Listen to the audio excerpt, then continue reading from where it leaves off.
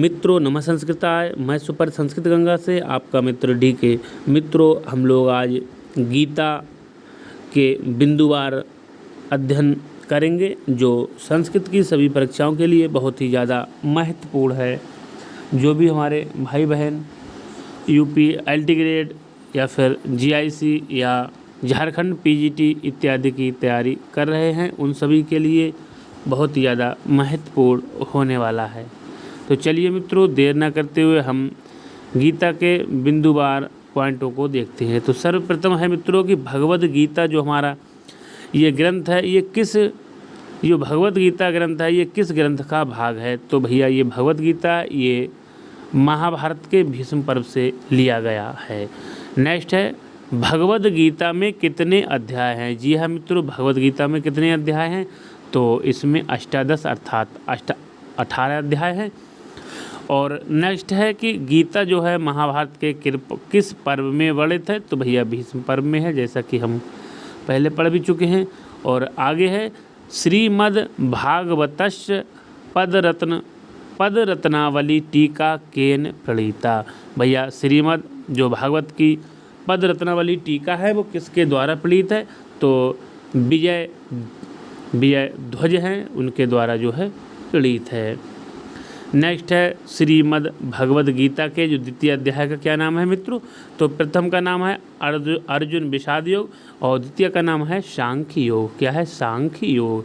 मित्रों गीता में जो 18 अध्याय हैं सभी के हमें क्रम से नाम याद करना बहुत ही आवश्यक है। मैं एक वीडियो में सभी 18 अध्यायों के नाम आपको याद करा दूंगा। और नेक्स्ट है मित्रों कि आत्मनः स्वरूपम भगवद्गीतायाः कस्मिन् अध्याय वर्णितम।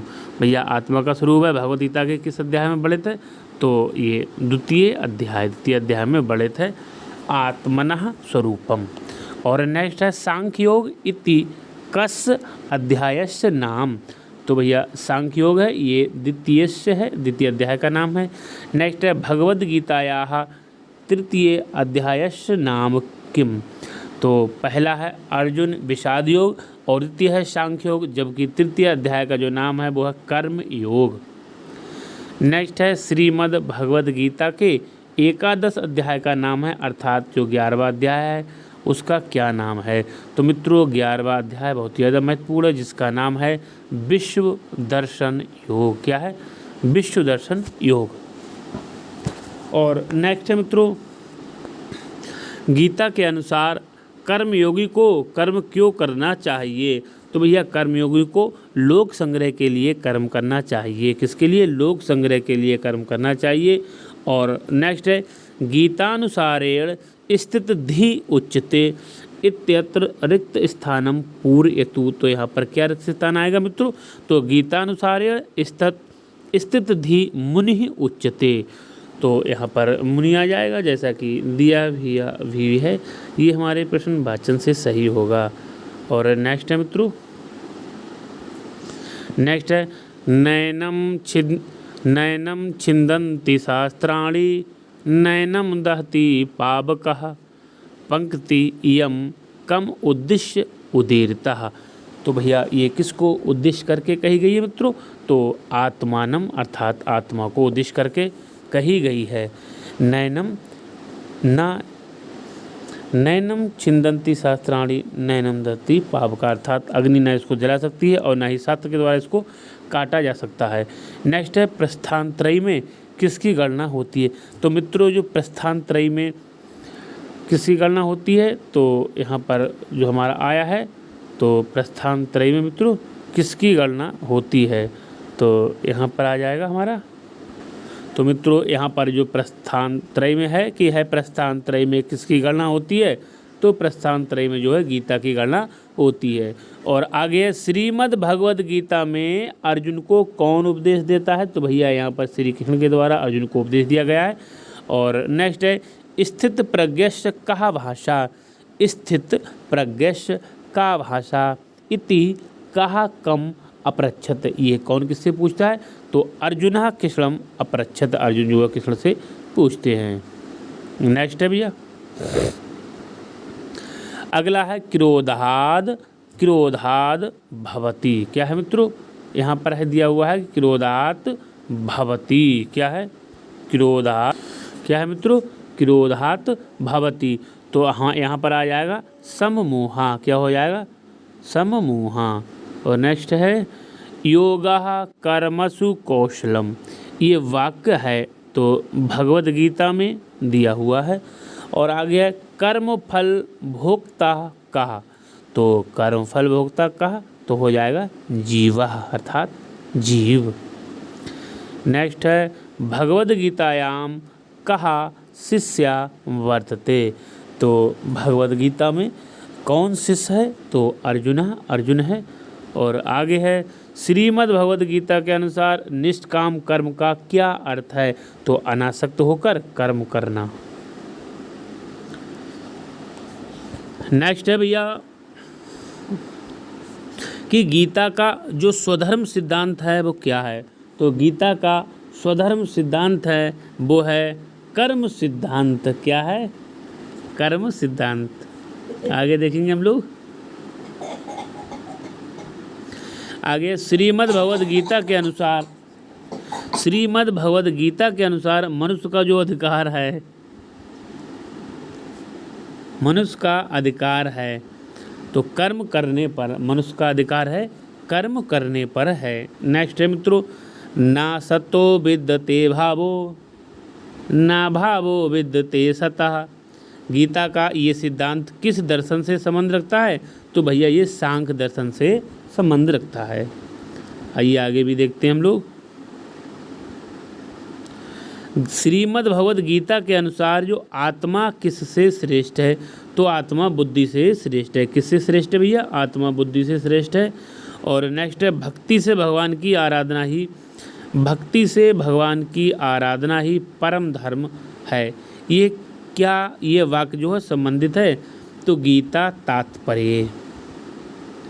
नेक्स्ट है भगवद गीता के द्वितीय अध्याय में योग का जो है वो लक्षण क्या दिया हुआ है। भगवद गीता के द्वितीय अध्याय में जो योग का लक्षण है वो क्या है, तो योग का लक्षण है कार्य में कुशलता। क्या है, कार्य में कुशलता। नेक्स्ट है ज्ञान और कर्म से जो युक्त है वो क्या है, गीता है। और ये बहुत ही महत्वपूर्ण पंक्ति है, कर्मण्यवाधिकारस्ते। इस श्लोकांश का जो आशय क्या है, तो तुम्हारा अधिकार केवल कर्म करने में ही है। आगे देखते हैं मित्रों। योगः कर्मसु कौशलम, योगः कर्मसु कौशलम। अस्य श्लोकस्य जो प्रवक्ता या वक्ता है कौन है, तो श्री कृष्ण अर्थात श्री कृष्ण है। और नेक्स्ट है कर्मण्येवाधिकारस्ते मा फलेषु कदाचन इति केनोक्तम, तो श्री कृष्ण।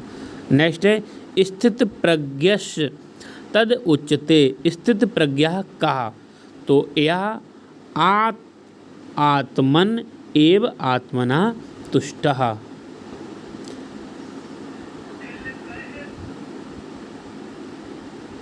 आइए मित्रों और भी देखेंगे हम लोग। भगवद गीता अनुसारेण स्थित प्रज्ञा कहा उच्यते, तो निष्काम कर्म योगी।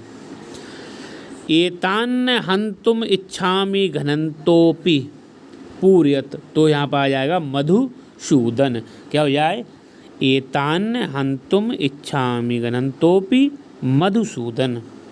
नेक्स्ट है कहा पौंडम दध्मो महाशंकम, तो वृकोदरः। और आगे है कुतस्त्वा कस्मलम इदम विस्मे सम उपस्थितम इति वचनम कस्य, तो कृष्णस्य, ये कृष्ण के वचन हैं। और आगे देखेंगे हम लोग। यहाँ पर है व्यवसायात्मिका बुद्धि कुत्र न विधीयते, तो समाधौ। और दूरेण ही अवरम कर्म कस्मात् बुद्धि योगात् कृष्णेन वर्णितः ऊर्ध्वमूलत्वादिलक्षण अश्वत्थो वृक्षाः केन शस्त्रेण छेदनीयो भवन्ति, तो वैराग्य रूपेण। आइए मित्रों आगे देखते हैं। अंतवंता इमे देहा का जो तात्पर्य है वो क्या है, ये शरीर नाशवान है। और श्रीमद् भगवद गीता में जो माया का कौन सा गुण नहीं है, बहुत ही महत्वपूर्ण है, तो अस्थि जो है वो माया का गुण नहीं है। नेक्स्ट देखते हैं हम लोग कि गीता में मूल जो प्रकृति के प्रकार हैं, तो गीता में मूल प्रकृति के 8 प्रकार बताए गए हैं या 8 प्रकार हैं। नेक्स्ट देखेंगे हम लोग मित्रों, श्रीमद् भगवद गीता में जो भीष्म के संघ का क्या नाम है, तो युधिष्ठिर भीम। तो भीष्म के संघ का नाम है पौंड, क्या है, पौंड। और नेक्स्ट है तुम्हारा कर्म पर अधिकार है, फल की प्राप्ति पर नहीं। ये निम्न में से किस ग्रंथ में कहा गया भैया, गीता में कहा गया है श्री कृष्ण के द्वारा अर्जुन से। गुडाकेश कौन कहा जाता है, तो गुडाकेश अर्जुन को कहते हैं। आइए मित्रों आज का हम लोग अंतिम प्रश्न देखते हैं। योगस्था कुरु कर्माणि श्लोकांश से वर्णितम, तो अनासक्तया कर्म, अर्थात अनासक्त भाव से कर्म करना। तो मित्रों ये थे गीता से संबंधित महत्वपूर्ण बिंदुवार पॉइंट। मित्रों शेष बचे हुए पॉइंटों को हम लोग नेक्स्ट वीडियो में लेकर आएंगे। तब तक के लिए नमः संस्कृताय।